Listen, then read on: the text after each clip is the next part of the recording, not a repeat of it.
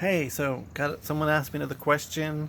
Actually, this question was on one of my one of my Facebook groups, but I figured I would just post a video response to it and post it on that Facebook group. And what? And the question was, what is my views on Silver Ravenwolf? Now, so to kind of give you a little backstory, um, I grew up in the early '90s and 2000s. I graduated high school in like 2004, so Silver Ravenwolf was a big deal back then. I don't really hear so much from her or about her anymore. And first, I'll say that is at the time I absolutely loved her, and as a '90s kid, I still have a affinity for Silver Ravenwolf. I still pretty much read every book she publishes, even when 99% of this crap it's I consider it crap. I mean, so kind of, and the only two books of hers that I don't recommend any of her books actually, but there's probably three books that I really enjoyed of hers, which was Destroy a Magic Cauldron. I really liked a lot of the circle casting techniques in there, and corner calls and things like that. I really liked that. I liked her book Solitary Witch. I thought it had a lot of good information, and she came out with a new book 3 or 4 years ago, might have been 5 years ago, I don't know, that was called The Witching Hour. I really enjoyed that.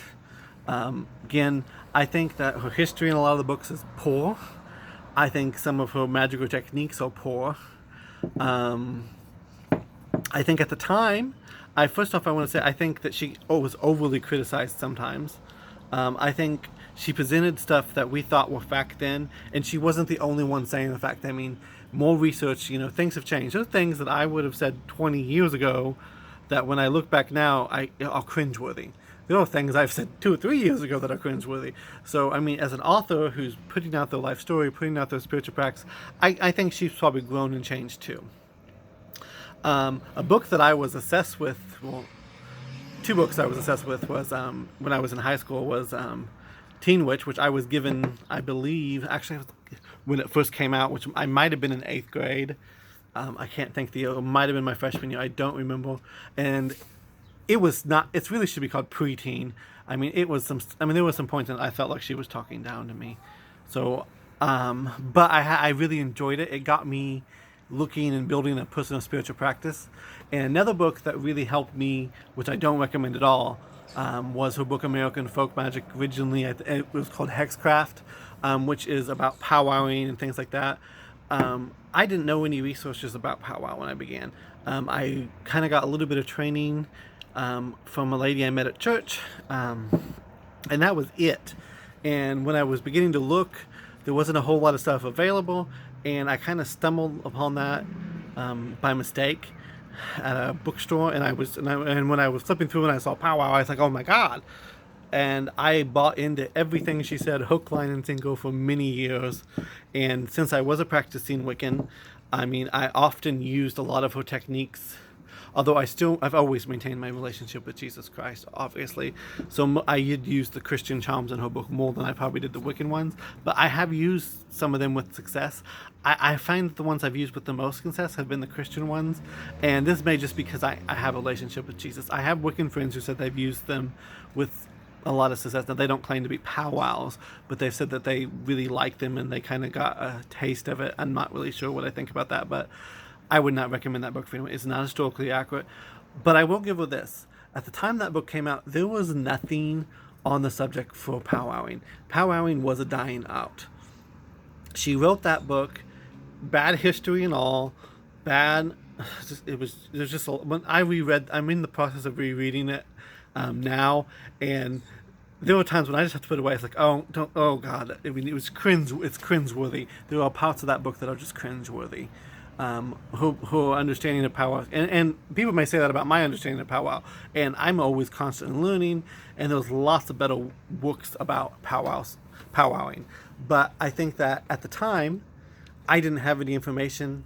I think that got people talking about the practice, got people thinking about it, and then hopefully they moved on to better sources. I did. So, I grew up with Silver Ravenwolf, and I got better sources, but her books gave me a sense of empowerment when I was younger. When I was in my teens and really early 20s, I'm going to be 36 years this year, so that tells you how old I am. I mean, I'm not that old, but, I began my spiritual path like into Wicca. I mean, I've always maintained my Christian, but I mean, I think I was officially maybe 13. I was reading before that, so I mean, I wasn't really. I mean, I literally having trouble reading in school. I have a bit of a disability, mixing up letters. I don't have dyslexia, something different. I don't want to go into it, but it's actually because of my stigmatism in my eyes, and it was just and my speech impediment and all that kind of mixed together made it really hard for me.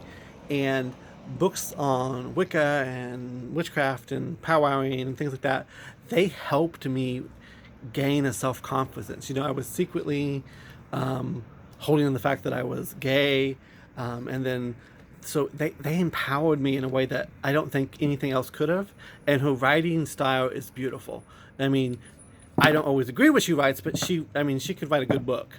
I mean, although what's really funny is I've read some of her fictional stuff, and I hated them. I mean, she has horrible fiction, but she does some really great books. Like I said, I wouldn't recommend them to people. I think historically they helped bring a lot of people like myself in the late 90s, early 2000s kind of find themselves. But I wouldn't recommend her as a source. I mean, and like I said, I did mention the 3 books that I really enjoy still currently. Why I don't consider myself Wiccan per se anymore. I mean, I still fall under the title of witch.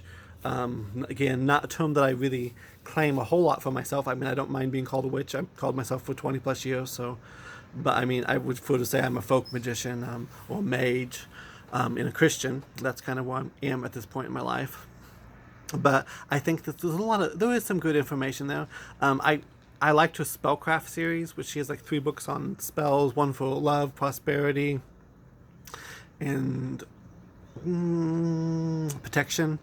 I read a little bit of those. It was recently republished in 1 volume called Silver's Book of Spells. Haven't bought it because I already have them separate. I wouldn't necessarily had much success with the spells in the book, but they gave me inspiration to create my own. I know that when I was I've been in a few different covens, and I've also been in a few druid groups, but in a few of my covens, we would use some of that as inspiration on creating group ritual or spells. And we wouldn't necessarily just pull it right out of the book, but it was very useful in that sense. I mean, of course, if you were part of more of a traditional Wiccan neo-pagan group, you'd have your own material, you wouldn't need that. But in the eclectic circles that I was kind of part of, they were good, and we had some really great successes with them. Like I said, her history is bad. In the book, To Ride the Silver Broomstick, she makes some comments about Christians I really wasn't a big fan of.